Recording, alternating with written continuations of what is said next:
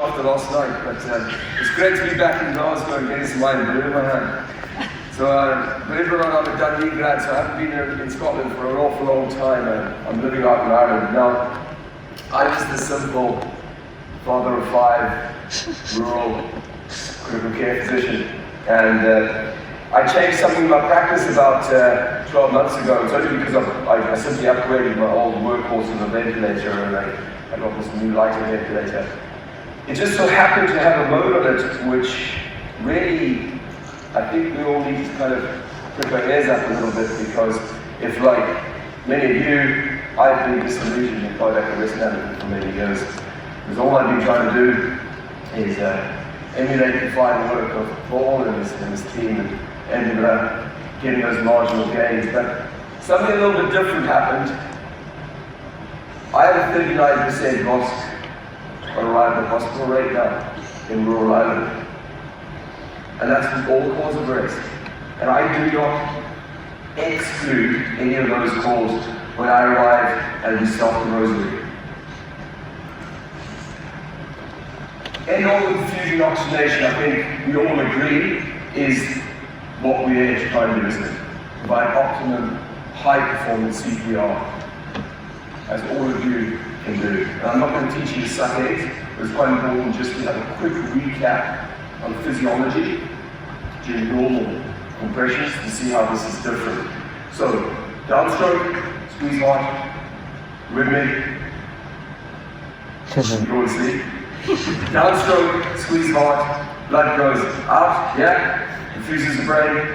Yeah, this is not as correct, some of you are with me. But what also happens during the downstroke is gas escapes. That's easy enough? Okay. Upstroke, the opposite, isn't it? So we try to create a negative pressure into that chest, a negative thoracic pressure. And the big thing that we've been battling with to date is what? Trying to improve that negative pressure and pulling blood back into the heart, improving venous drainage, cerebrally, improving ICP. Yes? With nods? Guys, I'm the one who's clapping, by the way. Can you just but you're all right. Okay. What do we do to absolutely trance and absolutely destroy end-organ perfusion? What do we do? We have pauses during CPR? Yeah. Anything we do, be it pulse checks, CPR chambers, patient movements, rhythm checks, ventilatory pauses, defibrillation. Every time we pause, in all of this, I'm told intermediate, it requires 10 to 18 good compressions to start to get that perfusion back up again. So, what are we struggling with? We're struggling with a few things. So the first thing is the ventilation side. And if you know that hands-only CPR is non-inferior to all of you guys using this perfusion reduction device. Yes? Because every time we take a big breath and put a big tidal volume into the thoracic cavity, we increase the thoracic pressure. If we do it asynchronous to our chest compressions, we inflict high volumes, high pressures, which are damaging to the lung, which are absolutely detrimental to coronary cerebral perfusion. Yeah? So it's that balance of perfusion and ventilation that we've been grappling with since time immemorial. We've got another problem. It's a CRM challenge, isn't it? So we try to do CPR and ventilation, which is highly energetic, highly energetic, difficult physically tasks. At the same time, we're meant to be trying to mentally perform as well. Don't we? So from a CRM perspective, we set ourselves up to completely fail. Okay? Right. Let's try to make it easier. So, chest compression, synchronized ventilation. It's simply an IPPV mode of the ventilator, and I'll explain it to you. So, during that downstroke of CPR, gas is coming escaping, yes? So at the first point when you start to press, it triggers the ventilator. That is the ventilatory trigger. It then delivers a pressure, IPPV, nothing new, but the key being it delivers it during the rest of that downstroke. So you've got pressure increasing intrathoracic pressure at the point when you really want to increase intrathoracic pressure. That's the point. But it's the recoil that's far more interesting. Because during recoil, the gas has to escape. So it's the ultimate impeded threshold device. In fact, it's far more than that. You're actually dragging gas out at the point where you want to really create the maximum negative pressure in the thorax and create the maximum opportunity for both cerebral and coronary perfusion. Everything sucks back, and then we go. So, that's grand, bit of science, so what?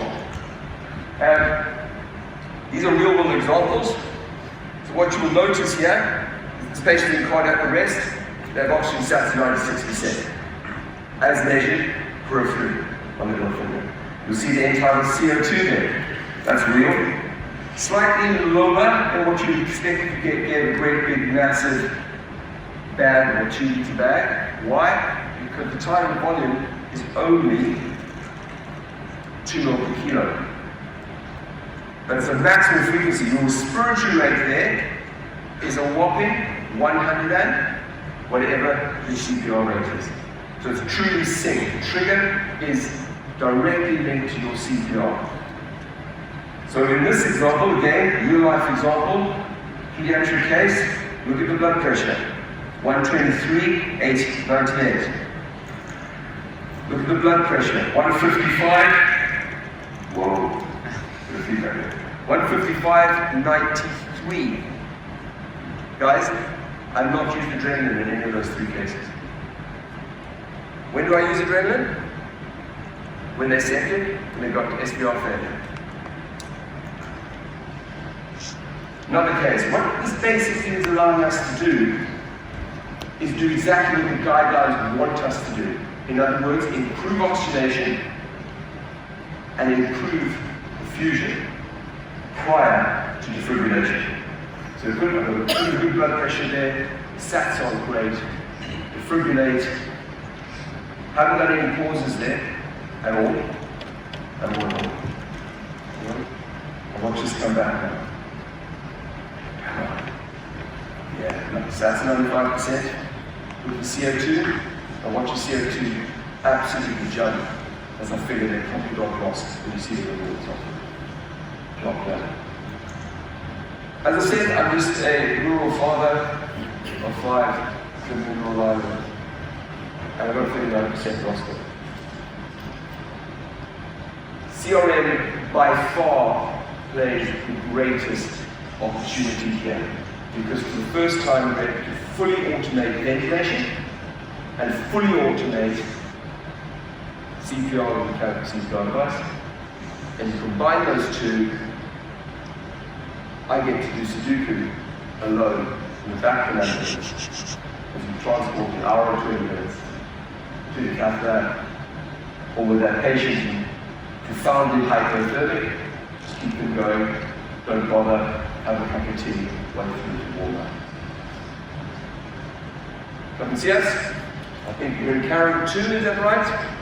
And yeah, meet the team and meet Maggie. Thank you.